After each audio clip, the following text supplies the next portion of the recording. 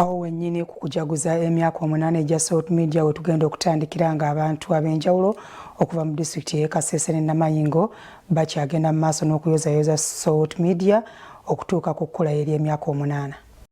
Salt Media ng'ekyagendera ddala maaso nga bugolo nga ejaguza n'okwebaza Omukama Katonda okubanga yeekuumidde ku ntikko mu myaka 8. Abatuuze n'abakulembeze mu bitundu bya Rwenzori mu East Region bavuddeyo ne basiima engeri Salt Media gyesobodde okubanga ekwatamu abavubuka mu nteekateeka y'okubakyusa ebirowoozo anti kiwa omutemero kikuwa enkota. Abavubuka bangi mu disitulikiti ey'e Kasese wamu ne Rwenzori East Region beebazizza Salt Media naddala ebigambo by'omusumba Aloysius Bugingo ng'ayita mu kubuulira enjiri naddala mu kulaba nga batandikawo obulimu obutonotono mu nteekateeka ey'okwekulaakulanya. Tebakomye awo, beebazizza Salt Media okuvaayo okulaba nga beegatta ku gavumenti naddala mu kukola emirimu gyabwe.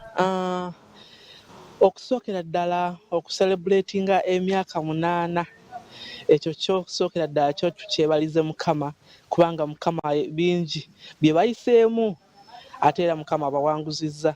Bakoze enkuŋŋaanya ez'amaanyi awatali ssente naye kubanga Katonda musumba yamuyita ate era n'amugabirira bingi bikoleddwa.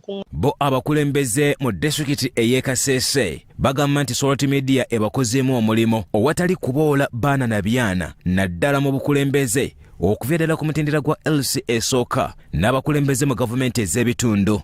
Mutukoze nnyo kyamaanyi, mutukoze mutadde ku mulembe, mutadde ku mutindo. Kulaba nti ne LC1s zivaayo ne zisula eddoboozi ne lyogera abantu ne bawuliriza. Twebaza nnyo Salt TV banange mwebale nnyo era mwebale nnyo. Mulina ba agents abalungi bano banonya makulu banonya mawulire buli wamu wonna ne wansi bagajayo. Tubebaza nnyo nti no mwebale nnyo tusiima ate tusiima nnyo. Poliisi mu Rwenzori East Region bano bagamba nti Salt Media toyinza kubaawula naddala mu kukola emirimu gyabwe mu kulaba nga banyikiza obuweereza omuli n'okusomesa kitundu.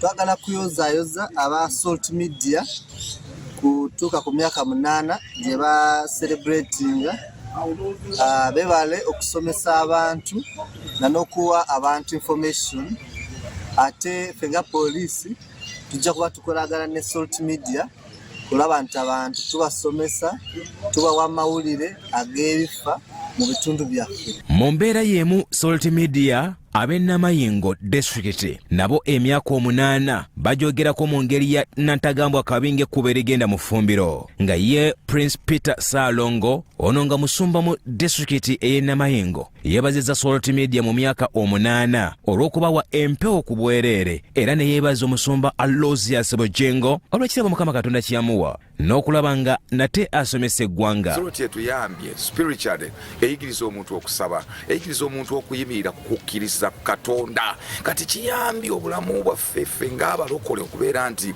mazima ddala tubeerako wetwesigira ku Katonda kubanga Salt etandise weetuli si teri nti etandise nga tuliiwo, etandise tulaba nze ndi omu ku bantu abaalaba ng'etandika era ngulumiza Mukama olwa wano weetuuse bwe ngambira nti Ebeneza Katonda agenda tukola bulungi. Ye Kidmax Oundo Joseph ono nga muvubuka akola mu bya art mu bitundu bya Namayingo Town Council yeebazizza omusumba Aloysius Bugingo mu kusomesa kwawa eri abantu ng'abuulira enjiri. Nende Pastor Bugingo byakire n'atusomesa era okubirisa abaraga bashange bose ndi hose advice Pastor Bugingo yakire n'atusomesa ndi n'atwekesa mbukuhole n'amaani. Ye Nabwire Betty ono nno nga mukiise mu Namutumba sub-county mu disitulikiti ey'e Namayingo kw'ossa ne Irumbi Beatrice. Ensonga ya Salt Media bagitendereza nnyo olw'enkola yaayo ey'emirimu omutali kyekubeera naddala nga bali mu buweereza. Factor n'ebintu byayogera ne feelinga I'm so touched ne programu ye era wakiri amanda gabeera nga tegali mu radio nfuba nnyo okulaba nti nfuna wakiri muwulirizeeko ku makya era nebba wange namusikiriza teri radio oba teri representative gwasinga okwagala nga makula.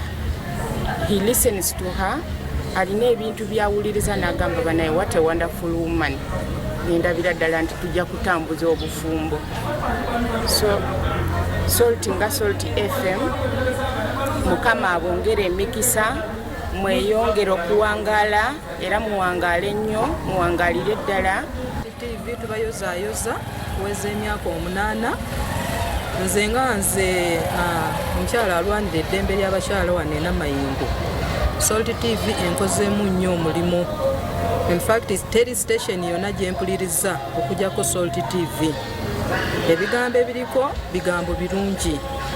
Okuyita mu bigambo bye tuwulira ku Salt TV, abakyala bangi e Namayingo bakyuse nnyo, bayize bingi. Nsumba Bugingo twagala okweyanza n'enjiri gy'otubuulira banange tukozeemu omulimu, bakyala bangi tukyuse olw'ekigambo kyo, era Mukama akuweere ddala omukisa obutaliiko buyinike, akwongera amafuta.